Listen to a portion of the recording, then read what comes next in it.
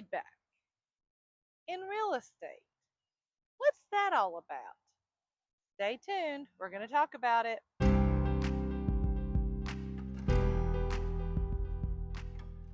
My name is Melody Wagstaff, and I like to think that I am your East Tennessee real estate resource. And I'm here in lovely Knox County today.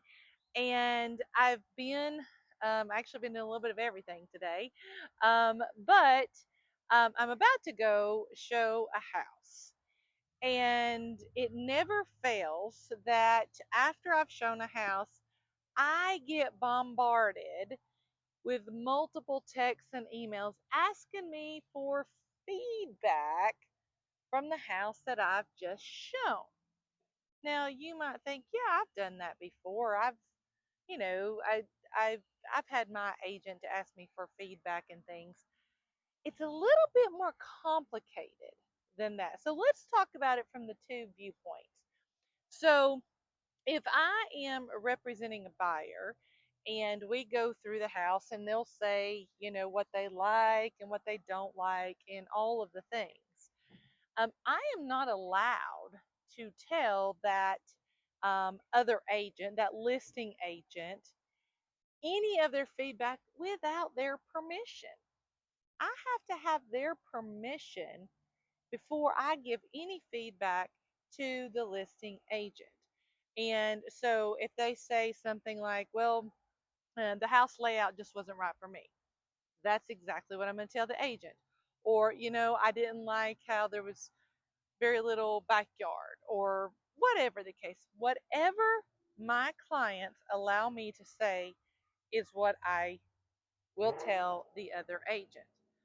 Now, if I'm representing a seller, it's a whole different ballgame, because a lot of times sellers, when I'm representing them, they want to know feedback so they know if they should go ahead and, oh, well, I'd never thought about it that way. They're kind of taking it as a learning experience. Do I need to fix this for the house? Do I need to do this with the house, and all of these things?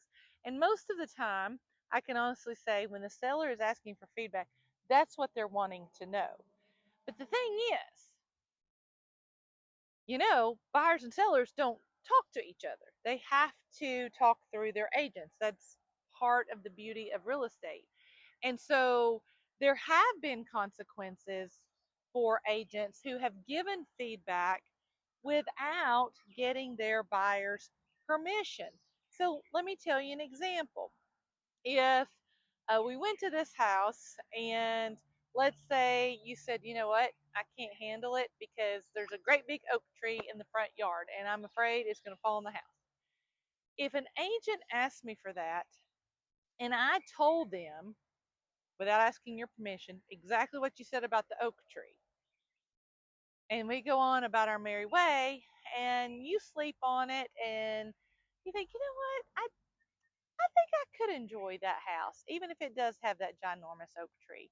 And then you decide you want to put an offer in on that house, the probability of that seller accepting your offer or negotiating an offer with you after you've kind of talked bad, not really, but given them some feedback that wasn't the most positive, they're probably not going to even entertain your offer. And sweet friends, that happens all the time. Life happens all the time. So I just want to, I'm not saying don't ever give feedback. I'm just saying make sure you think of all the possible things that can happen, because there are times when a buyer as agent will give feedback without asking permission, and then the buyer decides to make an offer, and it can get very, very complicated. If you as a buyer are giving the permission to the agent to give the feedback to the other agent, then everybody is in agreement, everybody knows what is going on. But just know that if something were to happen after you've given that feedback, then the negotiations might not go as well as they could have been. So I'm just saying, think about what you're saying. And I'll be honest with you now, I would say 90% of the homes that I go and tour or even list are going to have cameras outside, inside. It seems like every room I look in, there's another camera looking at me.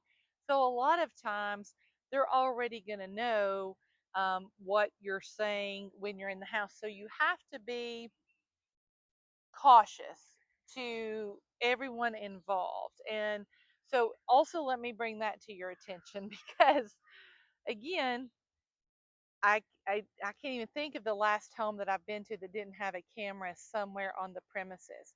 And so as you're touring the home, as you're thinking about the things that you like and the things that you don't like, I would say best practice is to discuss that with your agent off of the property.